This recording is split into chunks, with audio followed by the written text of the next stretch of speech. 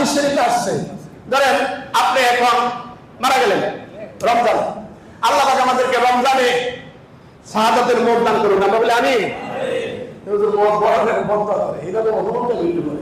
তো রমজানের মরণ, আপনি মারা গেছেন, তা আপনাকে ফাইসালা হয়েছে জাহান্নামে নিয়ে যাবে, জাহান্নামে নিয়ে গেছে, দরজা বন্ধ, কি বন্ধ?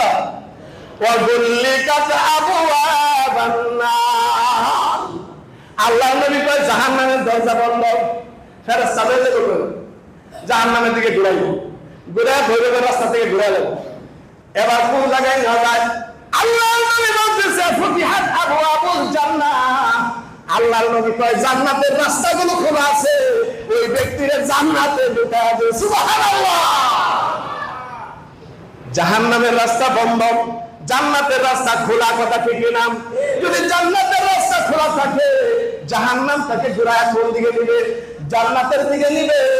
এই জন্যই অনেকে বলে আল্লাহ তুমি আমাকে মুক্ত দিবা দিবাই, সিজদার হালতে মুখ দাও, আল্লাহ তুমি আমারে মুক্ত দিবা দিবাই, আমার কেউ থাকতে পারে না, আমিও থাকবো না, ও আল্লাহ তুমি আমাকে রমজানে মৃত্যু দিও, কারণ আমার তো ঠুকুর টুকুর কিছু নাই, এই মহব্বতে যদি বাঁচা যায়, আল্লাহ তুমি কবুল করে আনিও। আমিন।